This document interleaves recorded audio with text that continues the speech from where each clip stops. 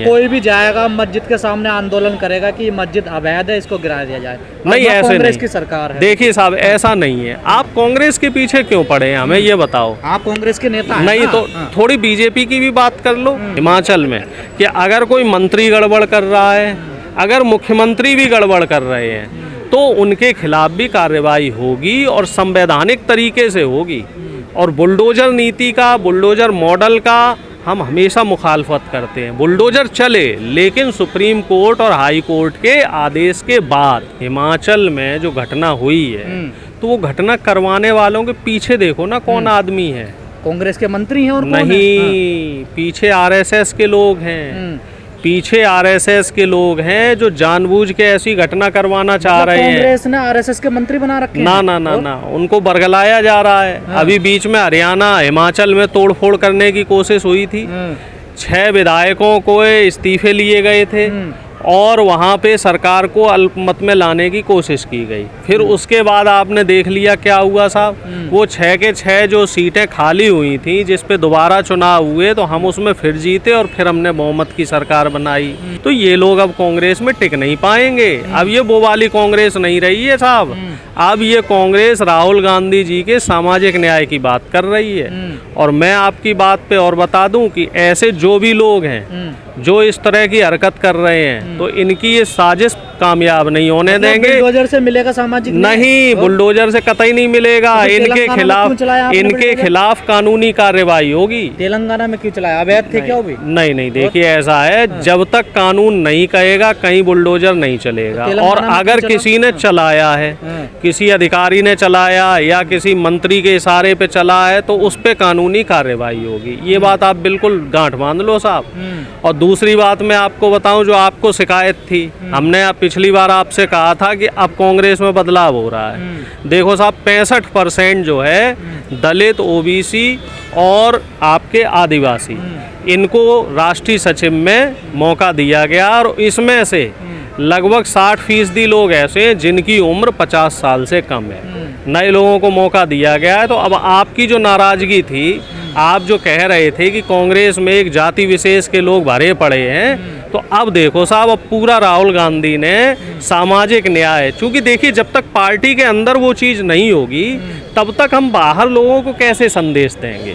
तो अब लगभग सभी तबके को, जो शोषित वंचित समाज था हमारा, जो पिछड़ा समाज था, जो महिलाओं की भागीदारी थी जो कम हो रही थी कहीं, क्योंकि कहीं ना कहीं ऐसा था ना कि वो कई बार ऐसा होता है कि जब पुराना सिस्टम में कुछ खामियां आ जाएं, तो सिस्टम को बदलने में थोड़ा सा समय लगता है।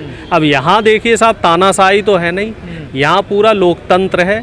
तो जो पुराने लोग जमे हुए थे, जिन्होंने सिस्टम को क्या कहते हैं हाईजैक कर रखा था, कैप्चर कर रखा था, तो उनको थोड़ा सा पुराना पेड़ काटने में थोड़ा समय लगता है, उसकी जड़ें अंदर तक घुस जाती हैं। तो उन लोगों को धीरे धीरे जो समझाए, पुराने पेड़ को काटने लगे, काटा नहीं, जो गड़बड़ी कर रहे थे, जो गड़बड़ कर रहे थे, तो उनको समझाया गया। जो समझाने से मान गए ठीक है, जो नहीं समझाने से माने और वो अभी भी गड़बड़ी कर रहे हैं, तो उनको कोई और जिम्मेदारी दे के नए लोगों को उस जगह बैठा गया। नए पेड़ हैं, वो तो बुलडोजर नहीं साहब, रेवंत रेड्डी जी अगर कुछ गड़बड़ करेंगे तो इधर खड़गे जी उनको बिल्कुल तलब करेंगे। इस बात में मैं देखो साहब साफ कह रहा हूँ, क्योंकि अगर बुलडोजर चला है, मुझे पहले तो जानकारी नहीं है, मैं आपको देखो स्पष्ट बता रहा हूँ। और अगर बुलडोजर चला है और उसमें गलती मान लीजिए सीएम की है, तो उनके खिलाफ भी कार्रवाई होगी, क्योंकि पार्टी से बढ़ के, लोकतंत्र से बढ़ के और संविधान से बढ़ के कुछ भी नहीं है। कोई भी जाएगा मस्जिद के सामने आंदोलन करेगा कि मस्जिद अवैध है, इसको गिरा दिया जाए।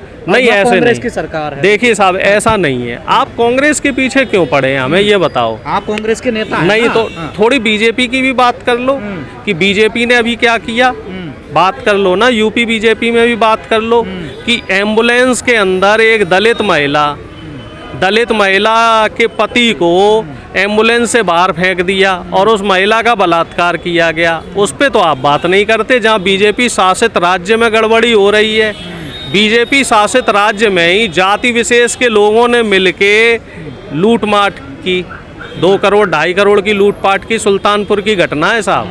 उन्हीं जाति विशेष के लोगों ने सरेंडर कर दिया। सरेंडर करने के बाद उसमें से एक यादव बचा, तो उसका जो है योगी जी ने एनकाउंटर करवा दिया। उस पे आप बात नहीं करोगे, ठीक है, सब आप नहीं आप मध्य प्रदेश पे बात नहीं करोगे कि वहाँ मुसलमान की जो है पूरी कोठी भी तोड़ दी, उसकी गाड़ियाँ भी तोड़ दी, उसमें बच्चों की दवाएं थी, बुजुर्गों की दवाएं थी, बच्चों की किताबें थी, वो भी तहस नहस हो गए। उस पे आप सवाल क्यों नहीं करते हो? उज्जैन में आज की घटना देखो, उज्जैन में दिन दहाड़े बलात्कार हुआ, ठीक है, दिन दहाड़े बलात्कार हुआ, और उस रोड पे बलात्कार हुआ जिस रोड से मोहन यादव जी डेली 4 बार निकलते हैं। आप उस पे बात नहीं कर रहे हो। आपने सिर्फ एक लीक पकड़ ली आप लोगों ने कि आप सिर्फ कांग्रेस की कमियां दिखा रहे हो। नहीं करते ना, कोलकाता में जो रेप हुआ आप उस पे बात नहीं हम करते? उस पे विरोध में थे साहब, और वो जो हत्यारा है जेल में है, जांच चल रही है सीबीआई की, और अब जो उसमें जो बीजेपी उसमें तड़का डालने की कोशिश कर रही है, तो हम आपके चैनल के माध्यम से बीजेपी के साथियों को ये बोलना चाह रहे हैं कि थोड़े से प्रयास मणिपुर के लिए भी कर लें। जितनी मणिपुर में 1000 से ज़्यादा बलात्कार हुए, 1000 से ज़्यादा FIR दर्ज हुई हैं बलात्कार की, तो जरा उस पर भी किसी दिन शोर शराबा कर लिया जाए। और हम आपके साथ हैं, हम तो पहले भी साथ थे, हम तो पहले भी जो है आंदोलित थे। निर्भया कांड दिल्ली में आप है ना, आप करिए ना शोर शराबा। हम तो कर ही रहे हैं, हम तो बीजेपी के लोगों से कह रहे हैं कि आप ये 13 बलात्कार और मेरा बलात्कार और 13 अत्याचार मेरा अत्याचार, 13 जुर्म और मेरा जुर्म वाली राजनीति ना करो। अंकिता भंडारी को न्याय दिलवा दो साहब, वो भी उत्तराखंड की बेटी नहीं पूरे देश की बेटी है, उसके साथ भी दुराचार हुआ, उस पे आप कुछ नहीं बोल रहे हो। सारे मामले आप हरियाणा पे आ जाओ, हरियाणा पे तो आओ। मामले राजनीति में उलझ नहीं उलझने नहीं देंगे हम उलझने नहीं देंगे साहब। हमें ये बताओ, हमें ये बताओ, गौर अच्छा के नाम पे आर्यन मिश्रा का दिन दहाड़े मर्डर कर दिया गया। एक ऐसे बच्चे का मर्डर किया गया जो घर में अभी 20 साल का था मात्र, ठीक है, परिवार का भरण पोषण में सहायता करता था, पिताजी उसके बुजुर्ग थे, छात्र था, 10वीं का छात्र था, उसका मर्डर कर दिया गया सिर्फ इस बिना पे कि शक हो रहा था कि साहब ये गौ तस्करी कर रहा है। तो इसके लिए सरकार कानून बनाए ना, हम तो कानूनी प्रक्रिया का समर्थन कर रहे हैं। और अगर मान लीजिए आप कह रहे हैं साहब, मैं फिर वहीं आता हूँ हिमाचल में, कि अगर कोई मंत्री गड़बड़ कर रहा है, अगर मुख्यमंत्री भी गड़बड़ कर रहे हैं, तो उनके खिलाफ भी कार्रवाई होगी और संवैधानिक तरीके से होगी। और बुलडोजर नीति का, बुलडोजर मॉडल का हम हमेशा मुखालफत करते हैं। बुलडोजर चले, लेकिन सुप्रीम कोर्ट और हाई कोर्ट के आदेश के बाद, जब पूरी जांच हो जाए, पूरी तफ्तीश हो जाए, पूरे उसमें जो कागज पत्री हैं वो लग जाए, फिर उसके बाद जज साहब ऑर्डर दे दें कि हाँ भाई बुलडोजर चला दो, तो चल जाए, कोई दिक्कत नहीं है। रात बन के तैयार हो जाती है ना चीजें। नहीं देखिए ऐसा है, जो आरोपी है, आरोपी को एक बार मौका मिलना चाहिए, क्योंकि हमारी न्यायपालिका ये कहती है कि 100 आरोपी बच जाएं, लेकिन एक जो बेगुनाह है उसे सजा नहीं मिलनी चाहिए। और हम इसी चीज़ को मानने वाले लोग हैं। इसके लिए क्या है हमारे पास अचूक हथियार साहब? संविधान है, हमारा लोकतंत्र है, हमारा प्रजातंत्र है। तो प्रजातंत्र और लोकतंत्र की लाइन पकड़कर जब तक हम लोग चलते रहेंगे, तभी हम लोग गरीब और शोषित वंचित समाज के अधिकारों के लिए कुछ कर पाएंगे। तो गरीब शोषित वंचितों को मान लेना चाहिए कि अब कांग्रेस में न्याय मिलेगा उनको। बिल्कुल। अब ये बताओ साहब, न्याय नहीं मिलता तो राजेंद्र पाल गौतम जी आज हमारे साथ शामिल होते? राजेंद्र पाल गौतम जी को कहीं ना कहीं आम आदमी पार्टी में उतनी आज़ादी नहीं मिल पा रही होगी। और मैं ये मान के चलता हूँ कि आज जो शोषित समाज है, मैं किसी जाति का नाम नहीं ले रहा, मैं किसी कैटेगरी का नाम नहीं ले रहा, कांग्रेस में बिल्कुल। और मैं ये कह रहा हूँ कि जो भी शोषित और वंचित समाज है, चाहे उसमें सवर्ण शोषित हो, चाहे माइनॉरिटी शोषित हो, चाहे पिछड़ा या दलित, उन सबको पूरी आज़ादी है यहाँ बोलने की। क्या बात कर रहे हो सर? जितने दलित नेता हैं कांग्रेस में, पहले उनको आज़ादी है, वो तो कुछ बोल नहीं पाते। सब बोल रहे हैं, क्या बात कर रहे हो? खड़गे साहब दहाड़ रहे हैं साहब। SC प्रकोष्ठ के चेयरमैन है लिलोटिया जी, उनकी आप दहाड़ सुनिए, आप कैसी बातें करते हैं श्रीमान? अर्चना गौतम वाले मामले में एक दलित नहीं बोला, देखिए कांग्रेस। अब देखिए अर्चना गौतम वाला जो मामला है वो कोर्ट के अधीन है, कोर्ट के अधीन है। अब उसमें नहीं, देखिए वो मामला अलग है, वो पार्टी के अंदर का मामला नहीं है। अर्चना गौतम जी ने अगर वो पार्टी का मामला नहीं है, पार्टी फोरम पे अगर वो मामला रखा होता तो पार्टी फोरम पे सुलझाया जाता। उसके बजाय अर्चना गौतम जी ने क्या किया कि उसमें पुलिस में कंप्लेंट कर दी, FIR कर दी। तो अब वो मामला हो गया है न्यायपालिका के अधीन।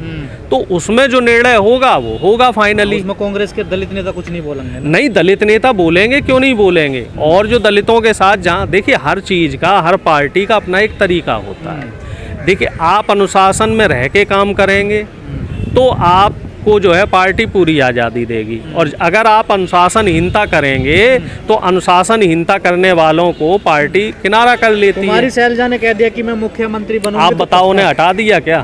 शैलजा जी को हटा दिया क्या? कर दिया कि कोई भी सांसद चुनाव नहीं लड़ेगा। उन्होंने हटा दिया क्या? ये बताइए, उन्हें हटा दिया गया क्या? हटाया नहीं, तो कांग्रेस ने जारी कर दिया कि कोई भी सांसद चुनाव नहीं लड़ेगा। आप देखिए, आप हमें एक बात बताइए, बीजेपी तो चुने हुए मुख्यमंत्री बदल देती है।